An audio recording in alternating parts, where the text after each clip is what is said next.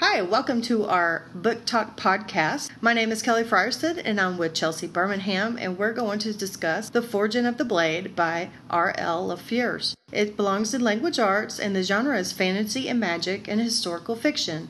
It won the Texas Bluebonnet Award in 2006, and it usually is read in grade levels 2 and up. And now from the perspective of two young children, listen to this book talk. Hey, Chelsea, did you hear this really cool book that came out? Yes, I have. Are you talking about the one that all of our friends got too? My mom let me buy it with my allowance. Once I picked it up, I couldn't set it down. Yeah, it's called The Forging of the Blade. It's really cool. I almost got done reading it in just one afternoon, but I got in trouble for not doing my homework, so I had to quit. I finished it the next day. Yeah, I got in trouble too. I was supposed to be doing chores, and I kind of let time slip by me. Who was your favorite character? Oh my, the Goblin. He was so cool. He's scary at the beginning when he gives Kenrick a hard time, but he ends up being the most loyal at the end. I would have been too scared to even venture in his cave. Kenrick sure was brave. Kenrick was guilty since he had trespassed into the cave and realized too late that someone lived there. But it was too late for him to leave because the goblin stood in his way. In a threatening voice, Nagy kept telling Kenrick he would kill him and eat him, or just feed him to the wolves. I love that part when Kenrick went into the cave. It was so suspenseful. I thought for sure Nagy was going to kill Kenrick. Kenrick was so exhausted from his travel. I wondered if he was going to be able to fight off Nagy. I know, right? I would have been so scared if I turned around and saw it was a goblin. He was just like all the stories we heard as children. Guess not much has changed since Kenrick heard stories like that too. Remember the stories about goblins and trolls? Not to mention that this little goblin was covered in filth and had pointy ears and even more pointy teeth. His looks and behavior lived up to all the frightening tales. Talk about those pointed teeth.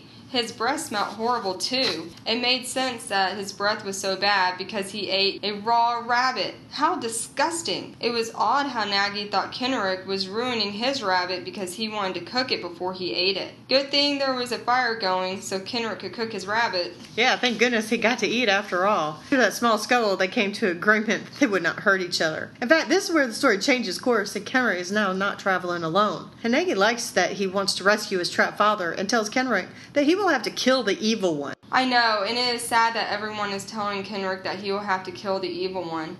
All Kenrick wants to do is rescue his father and bring him home. That is the same thing that the beggar in the town of Grimwood Vale told him. I wonder why the beggar and Nagy think that Kenrick has to kill the evil one.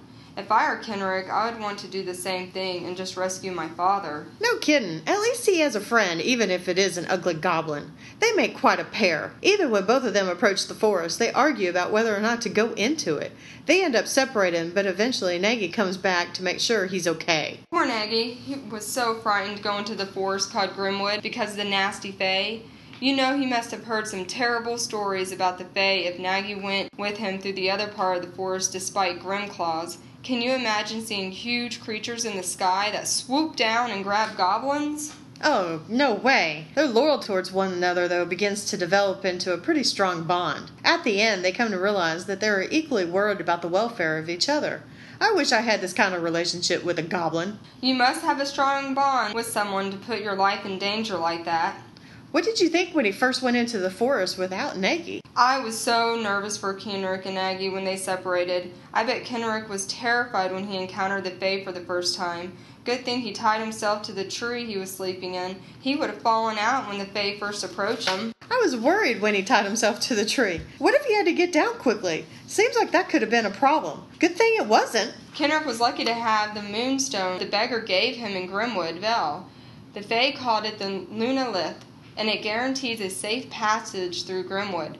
I wondered if they were going to honor the safe passage, since some of the fae said that they were not playing by the old rules. Good thing they weren't the ones in charge. Once the fae realized that Kenrick was on his way to find Mordig, they said it was a good thing that he had the stone. I'm glad that Kenrick got some more answers to his questions about his father going missing. Mordig is pretty awful if he's taking all the blacksmiths in the country only to forge him a blade.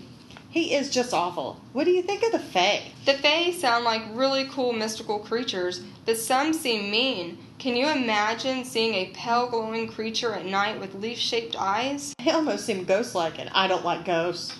But the color of their eyes were cool. I'm glad Nagy showed up finally, but I was surprised that he did. Wow, I think when Nagy showed up in Grimwood because he was really concerned about Kenrick. That is a true friend. The Fae were stunned that a goblin came into their forest. They really dislike goblins. Good thing Sonora the Elder Fae explained to the other Faes that they were once friends with goblins.